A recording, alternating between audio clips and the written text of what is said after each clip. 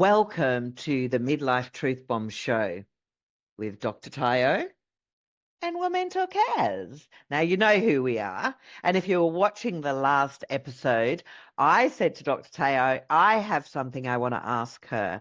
And it's about pushing through. So pushing through, that can work in business for your achievement, not necessarily your mental health and your energy. Pushing through in a relationship is not the right thing to do.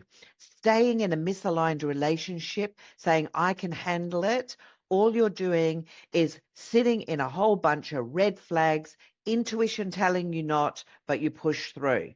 Tell me, why do we do that? What is that, Dr. Tayo? Oh, wow. Not being able to distinguish, people sometimes just have one track, and they think that what they can do in business applies to every other part of their lives. And we know that, our emotions are quite a different thing because business has you cordoned off into a certain way of doing things and silos, etc. And you're expected to, in a fairly masculine world, let's face it, you're Let's meant be to behave honest. like, let's be honest, it's still a very, male-dominated line. Oh, reminds me of what I saw today, but let's move on. And so everybody thinks that, women included, that they just have to keep on pushing, that that's the only way to be. And you do that when it comes to relationships, any relationships, but particularly in love, it just falls by the wayside because it's not transactional. Yes. It's not a transaction. It is a meeting of spirits, of minds, of emotions.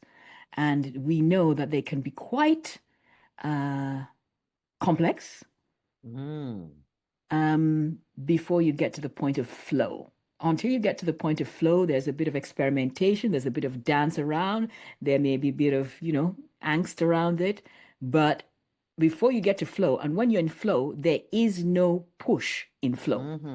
Flow just does what it's meant to do.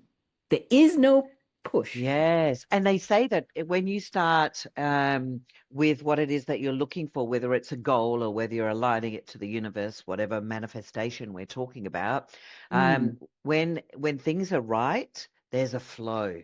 If things flow, you're in alignment. And I love that you brought that up, because one of the challenges that we have as successful women, we do live in our own masculine a lot when it comes to being in the workplace for a number of reasons.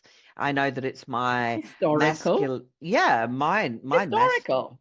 That's the it's only way needed. women could break into higher levels, to be like a man, which is unfortunately But I against biology. but I don't be like a man, but I do have that strong masculine side that makes me strong, committed. And sometimes what happens for me, and this is my truth, sometimes what happens for me is I forget to put on my feminine side. And I actually, if I'm being truthful, I can tell you that I worked in a corporate transport company. It was my own company for 22 years.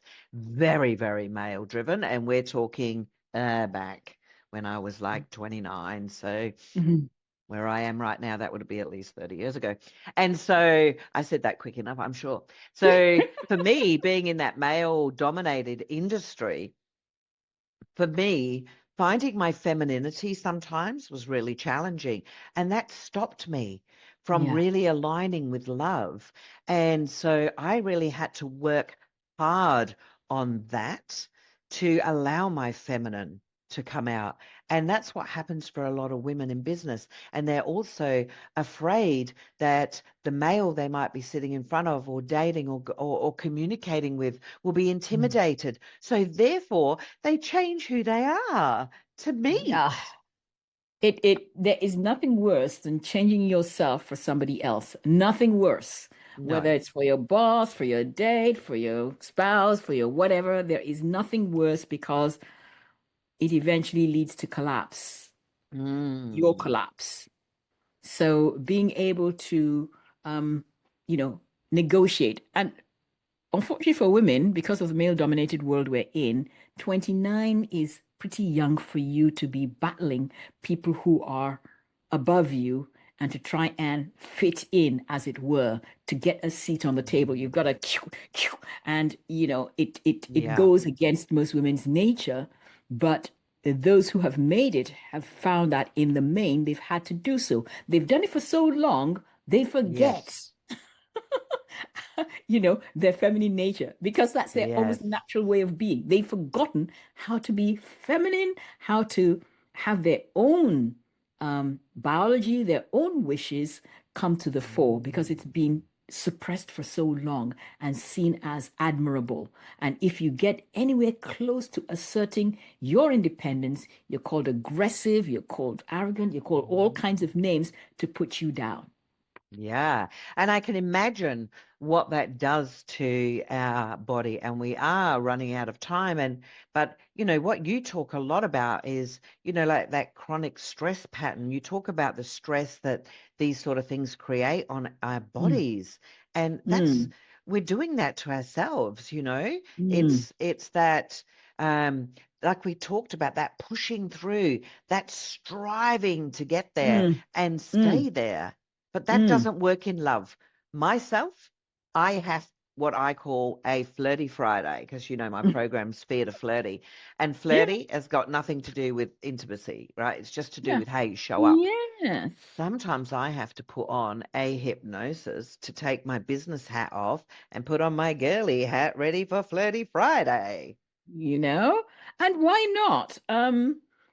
It should be, I'll say one thing here. And yes, originally, born in England, spent a lot of time there, working there. Flirty is a lot more accepted there than in North America. So Mm, things that women over there, you just go, oh, it's just a bit of flirtation, etc. It never went out of hand. It yes. was just a bit of flirtation. Over here, people get really uptight about it. And sometimes I wonder if it's not because of the transaction that a lot of powerful men have done for the women, and therefore, if there's any sign they want to cut it off the bud. That was not generally the Mm. experience I had while I was still working because that's the important thing, working in that environment. It was not an experience I had. But over here, it looked like sometimes people just a bit of flirtatiousness. You're walking by the street, somebody says, "Hey, you're looking smashing," and you go, "Hey." Nobody's trying to do anything other than just Yes. harmless fun. But in today's world, we are a lot more protected. Anyway, Yeah. we are getting close to our time. And as always, I love connecting with you, your raw honesty, your humor.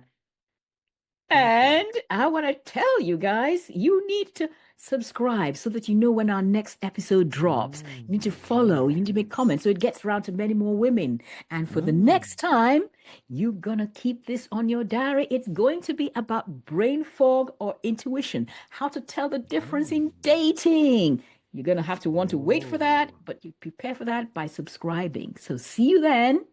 I'm excited. I reckon you're going to ask me one of those tickly questions in this next one, You based better on believe what you it. said we'll be You talking better believe about. it, baby. Ah, ciao, Okay. Bella.